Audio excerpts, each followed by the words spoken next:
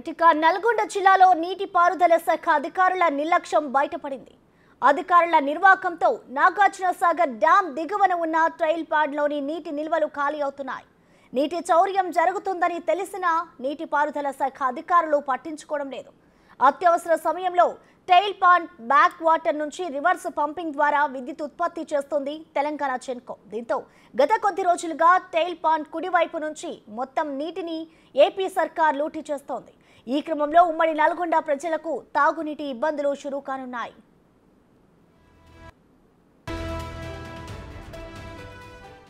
మరోవైపు 2 రోజుల కిందట అడవిదేవులపల్లి వద్ద గల టైల్ పాండ్ను కమిషనర్ సుల్తానియా సందర్శించారు. టైల్ పాండ్లోని నీటిని గుట్టు చప్పుడు కాకుండా అధికారులతో చర్చించారు. దీంతో నీటి చౌర్యం వ్యవహారం వెలుగులోకి వచ్చింది. దీంతో ఏపీ కుట్రలపై కేఆర్ఎంబీకి లేఖ రాయాలనే ఆలోచనలో తెలంగాణ ప్రభుత్వం ఉన్నట్లుగా తెలుస్తోంది.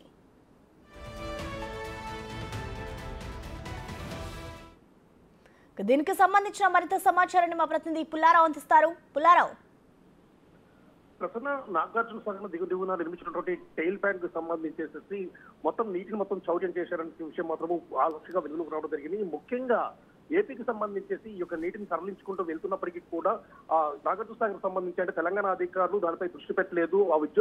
జల చౌర్యం జరుగుతున్నప్పటికీ కూడా దాన్ని దృష్టి పెట్టి దాన్ని నిలువరించకపోయారని చెప్పేసి కూడా అనేక రకాల విమర్శలు కూడా వెల్లువెత్తిన సందర్భం అయితే ఉండడం జరిగింది. ముఖ్యంగా టైల్ ప్యాంట్ నిర్మాణం అనేది నాగార్జున సాగర్ దిగువన నిర్మించడం జరిగింది. ఈ యొక్క టైల్ ప్యాంట్ ద్వారా రివర్సిబుల్ పంపింగ్ సిస్టమ్ ద్వారా విద్యుత్ ఉత్పాదన చేసే అవకాశం అయితే ఉండడం జరిగింది. అత్యవసర సమయాల్లో టైల్ ప్యాంట్ నుంచి బ్యాక్ వాటర్ రివర్సిబుల్ పంపింగ్ చేసేసి దాని ద్వారా విద్యుత్ ఉత్పాదన అనేది కొనసాగుతూ ఉండేది. సో ఆ విధంగా ఉన్నటువంటి టైల్ ప్యాంట్ కు సంబంధించి మొత్తం కూడా దాదాపు ఒక 10 టీఎంసీల నీటి సరుకు సామర్థ్యం ఉండడం జరిగింది. సో ఎప్పుడు కూడా అంటే టైల్ ప్యాంట్ నిర్మాణం జరిగిన తర్వాత ఇప్పటి వరకు కూడా ఈ విధంగా నీళ్లు అనేవి లేకుండా పోవడం అనేది మొదటిసారి కనబడుతూ ఉండడం జరిగింది. సో నాగార్జున సాగర్ దిగుగా ఉన్నటువంటి టైల్ ప్యాంట్ కు అదే విధంగా నాగార్జున సాగర్ మధ్యలో ఎప్పుడు చూసినటువంటి నీటి నిల్వలు అనేవి కంటిన్యూ కనబడేది. ప్రజెంట్ గా చూస్తే మాత్రం మొత్తం టోటల్ గా ఎండిపోయినటువంటి పరిస్థితి నెలకొంది. సో ఈ విధంగా అంటే కుడికాలం ద్వారా ఏపీ నీటిని తరలించే క్రమంలో టైల్ ప్యాంట్ కు సంబంధించేసి కుడివైపు గుండా కూడా ఈ టైల్ ప్యాంట్ లో ఉన్నటువంటి వాటర్ ని కూడా ఏపీ అధికారులు తరలించుకొని పోయారు. సో ఈ విషయాన్ని మాత్రము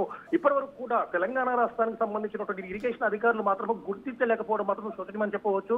ఈ విధంగా చేయడం వల్ల టైల్ ప్యాంట్ లో నీటి నిల్వలు ఉంటే ఆ నీటి నిల్వల ద్వారా ఉమ్మడి నల్గొండ జిల్లాలో కూడా చాలా మంచినీరు అనేది అందిస్తూ ఉండడం జరిగింది. ఈ టైల్ ప్యాంట్ లో నీళ్లు ఎప్పుడైతే లేకుండా పోయాయో మా ఉమ్మడి నల్గొండ జిల్లా వాసులకు మాత్రం మంచినీటి కష్టాలు ఖచ్చితంగా వస్తాయని చెప్పేసి కూడా ప్రజల్లో మాత్రం భయాందోళన మాత్రం మొదలుకోవడం జరిగింది. ఈ టైల్ ప్యాంట్ గుండానే భగీరథ వాటర్ అనేది కూడా పంపింగ్ వస్తూ ఉండేది. టైల్ ప్యాంట్ నీటినే ఈ యొక్క మంచినీటి కోసం మాత్రం వినియోగిస్తున్న వాళ్ళు ప్రజెంట్ గా చూస్తే మాత్రం టైల్ ప్యాంట్ లో నీటి నిల్వలు లేకపోవడం వల్ల తప్పనిసరిగా మంచినీటి ఇక్కట్లు వస్తాయి. కానీ ఇప్పటి వరకు కూడా అధికారులు దీనిపై దృష్టి సారించకపోవడం ప్రజలు మాత్రం తీవ్రమైన విమర్శలు చేస్తున్నారు. అయితే ఇదే విషయానికి సంబంధించి టైల్ ప్యాంట్ లో ఈ యొక్క నీటి చౌర్యం జరిగిన విషయాన్ని గమనించినటువంటి కమిషనర్ సుల్తానియా 2 రోజుల క్రితం ఈ టైల్ ప్యాంట్ ప్రాంతానికి చేరుకోవడం జరిగింది. చేరుకున్న తర్వాత ఈ విషయాలు మొత్తం క్షుణ్ణంగా పరిశీలించేసి అదేవిధంగా ఇరిగేషన్ శాఖ అధికారులను కూడా దీనిపై ప్రశ్నించే సందర్భం అయితే ఉంది. అదేవిధంగా ఏపీ చేసినటువంటి యొక్క నీటి చౌర్యం విషయాన్ని మేము కేఆర్ఎంబీకి చెప్తాము. దీనివల్ల కేఆర్ఎంబీ అంటే నీటి చౌర్యం చేసి తెలంగాణ ప్రాంతానికి సంబంధించి ముఖ్యంగా ఉమ్మడి నల్గొండ జిల్లా ప్రాంతాలకు మంచినీటిని కూడా చేశారనే ఉద్దేశాన్ని కూడా మేము కేఆర్ఎంబీ దృష్టికి తీసుకెళ్తాము. దీనిపై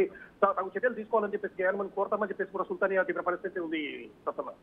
పుల్లారావు, చూసుకుంటే వాటర్ కమిషనర్ ఎవరైతే ఉన్నారో సుల్తానియా ఆవిడ గుట్టి చప్పుడు కాకుండా ఈ సమావేశాన్ని నిర్వహించడాన్ని ఎలా చూడాలంటారో, అసలు ఎందుకు అలా నిర్వహించింది అనుకోవచ్చు పుల్లారావు?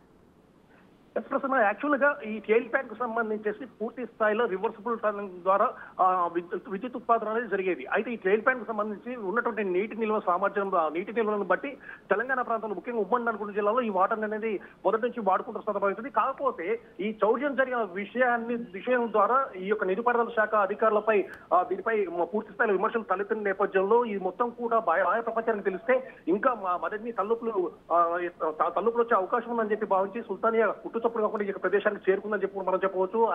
ఇక్కడ ప్రదేశానికి చేరుకున్న తర్వాత గతంలో ఈ నీటి చౌర్యం జరుగుతున్న విషయాన్ని మాత్రం అధికారులు మాత్రం ఇప్పటి వరకు కూడా గుర్తించలేని పరిస్థితి. అంటే నీటి చౌర్యం జరుగుతున్నప్పటికీ కూడా వాళ్ళు నిమ్మక నీరతను వ్యవహరించారు, చూస్తున్నట్టు వదిలిపెట్టారు.